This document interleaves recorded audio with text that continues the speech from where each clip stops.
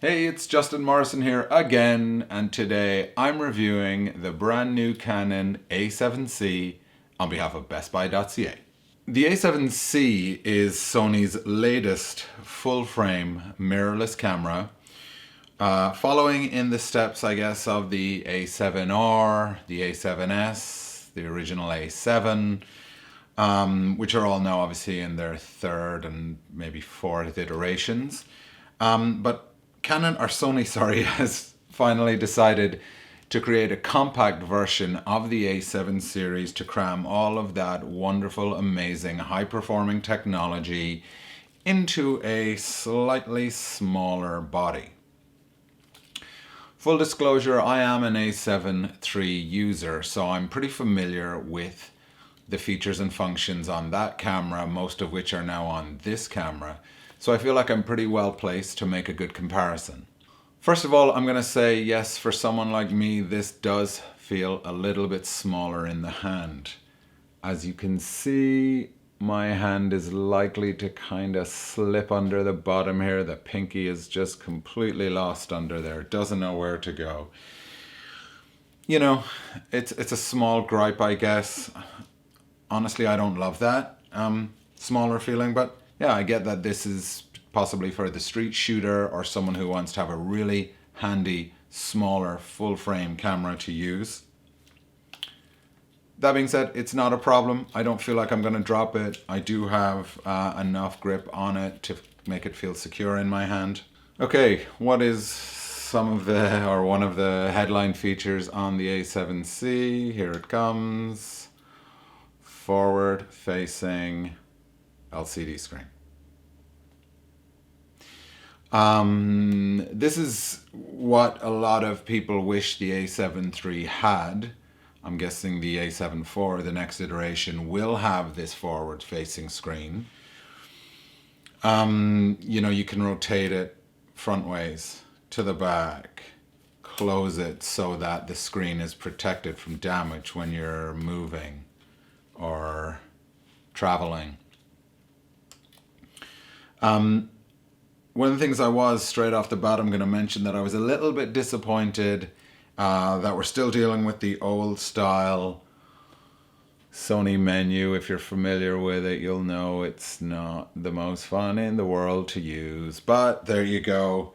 The fact is that on the latest version of the A7S, the A7S III, they did rejig the entire menu system, which made my heart sing when I opened up the box and found out that menu was not on this version of the A7, the A7C. Single tear. You know, what can you say? Can't have it all, unfortunately. You can't touch the menu to navigate up and down, which you can use it to change your focus point, but you can't use it to navigate through the menus, and that makes me a tiny wee bit sad. But moving swiftly on, what else have they done here? So let's look at the dials, controls. There is no front control here, which you normally would have in order to change your shutter speed or your aperture. There is just a single dial here at the back in order to control your shutter speed, I think, and then your aperture is controlled by the jog wheel here. And then if you want to change your ISO, you have to go into the ISO setting and then change it that way. You don't have a dial to change your ISO. That's fine, honestly. Doesn't bother me too much. I'm okay to lose that front dial. I do like the fact that they gave us a dedicated, slightly larger record button here. You can see that the shutter release button is a nice shiny silver, which I appreciate. You still do get the exposure compensation dial right here, and you'll also notice that the viewfinder is a little bit smaller here. You know, I'm not wild about that. As I put it up to my eye, It's okay. I've noticed that it's a bit too small, and I guess that's a compromise. That's why it's a compact. So you can always go to the LCD screen and use that as your viewfinder if you want. But, I was all joy and light when I discovered that this was going to be sort of the de facto norm for all future A7 cameras, this forward-facing screen. But then I realized that if I don't have a full-sized viewfinder, then I'm relying on the LCD screen, to swing it out here and use it that way. And honestly, I realized, oh, wait a minute, this is not the best design in the world for photography.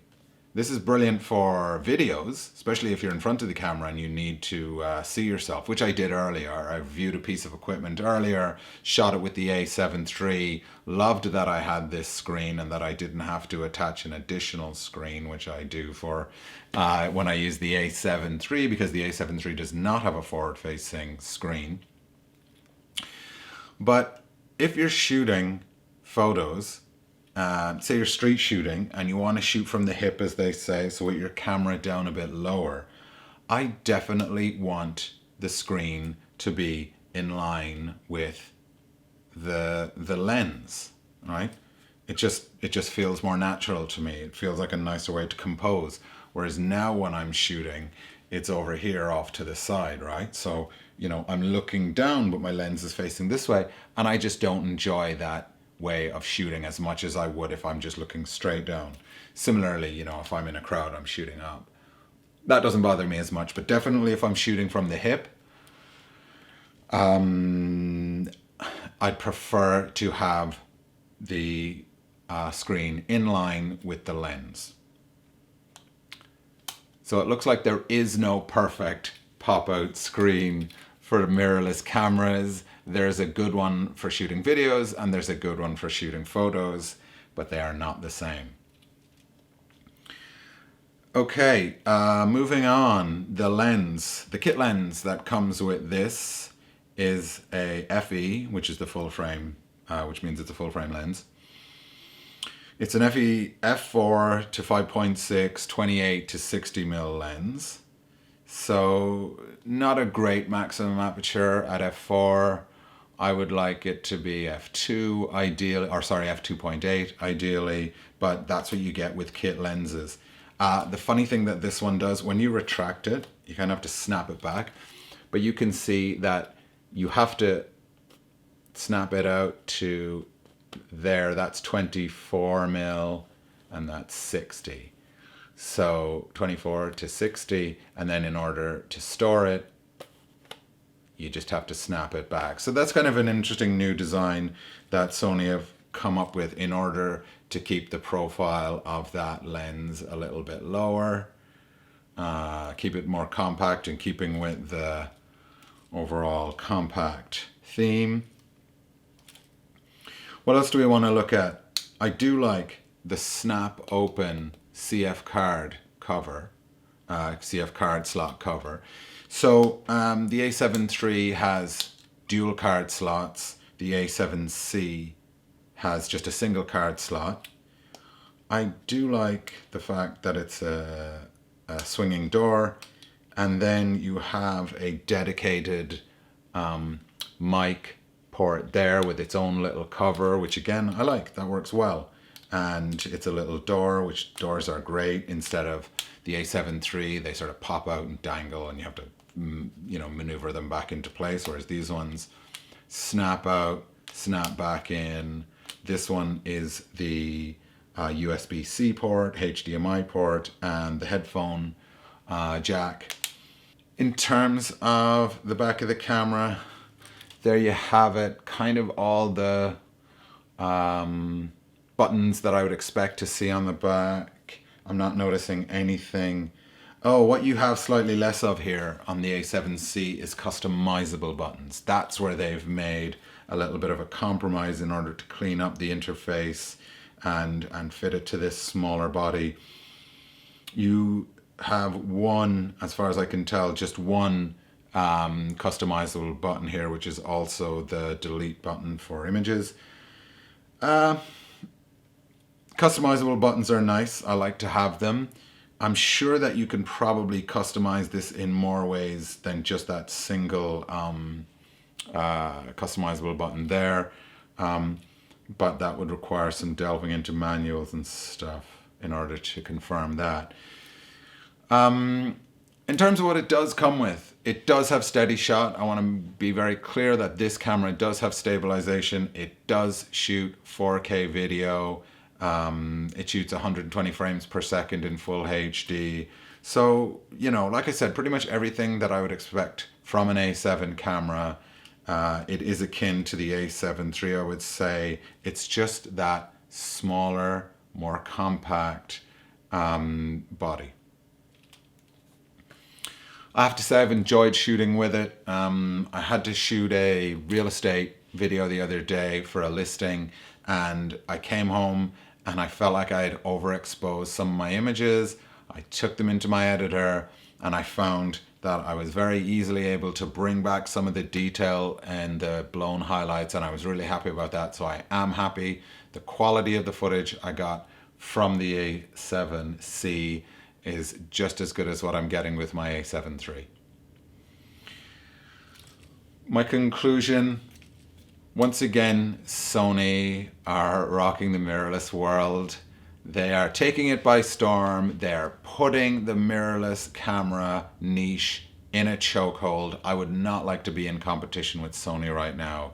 They are going all out to capture every segment, every user demographic, and they're doing a really excellent job of it.